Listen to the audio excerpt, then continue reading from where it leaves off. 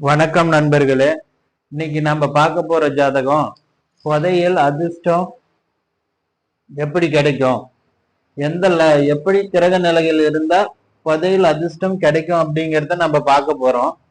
புதையல் அதிர்ஷ்டம் எப்படி கிடைக்கும், எந்த மாதிரியான கிரக நிலைகள் அமைப்புகள் இருந்தால் புதையல் கிடைக்கும் அப்படிங்கிற அமைப்பை இன்னைக்கு நாம பார்க்க போறோம். பாத்தீங்க அப்படின்னா அந்த புதையல் அதிர்ஷ்டம் அமைப்பு எப்படி இருக்கு பாத்தீங்க அப்படின்னா, லக்னம் ரிஷப லக்னம், லக்னத்திலேயே குரு, 2ஆம் இடத்துல கேது, பாத்தீங்க 5ல சந்திரன், கன்னி ராசியா வருங்க, 6ல சனி,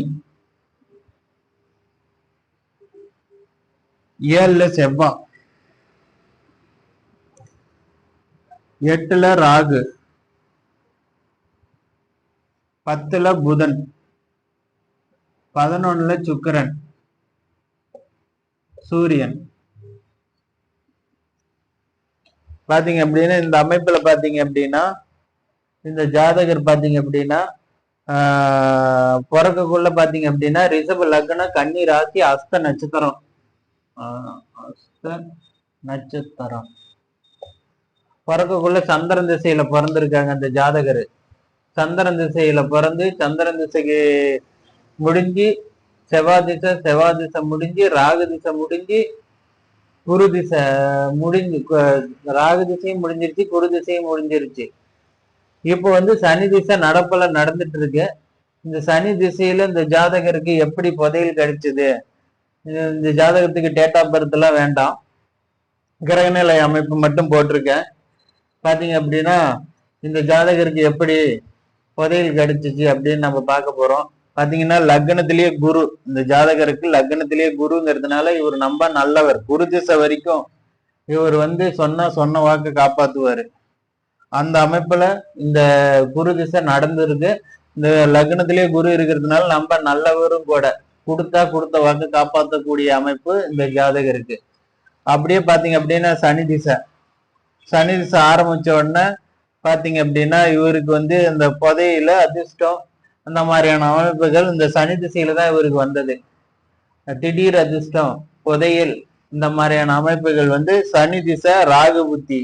ஏன் சனி திசை ராகு புத்தி, ஏன் ராகு திசையில கிடைக்கல அப்படின்னா ராகு 8ஆம் இடத்துல சனியின் பார்வையை வாங்கி இருக்கு, அதனால கிடைக்கல. அதே மாதிரி பாத்தீங்கன்னா சனி நேரடியா உச்சனுடைய வீட்டுல உட்கார்ந்ததுனாலையும் சனி ராகுவை பாக்குறதுனாலையும் சனி திசை ராகு புத்தி இவருக்கு ஒரு அதிர்ஷ்டத்தையும் புதையிழப்பு மாதிரியான ஒரு அமைப்புகளையும் கொடுத்து இவர் சில யோகங்களை, இப்ப சனி திசை ராகு புத்தி இப்பதான் நடந்து முடிஞ்சிருக்கு. சனி திசை ராகு புத்தி இப்பதான் நடந்து முடிஞ்சிருக்கு.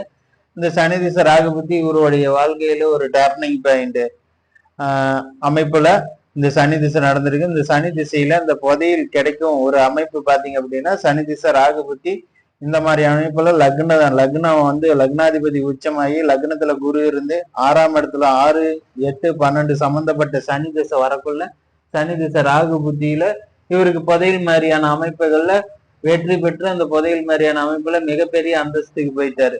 அந்த மாதிரியான கிரக நிலை அமைப்பு தான் இந்த ஜாதகர். அது தசாபுத்திகளும் ஒத்துழைக்கணும். அந்த தசாபுத்தி அமைப்புல கரெக்டா 60 வயதுல அந்த என்ன வயதுல வரணுமோ ஒரு 40 வயதுல அந்த மாதிரியான அமைப்புல வந்ததுனால அவருக்கு அந்த அதிர்ஷ்டம் புதையல் மாதிரியான அமைப்புகள்ல வெற்றி பெற்று இப்போ நல்ல நிலைமையில இருக்கிறாரு. வணக்கம் நண்பர்களே.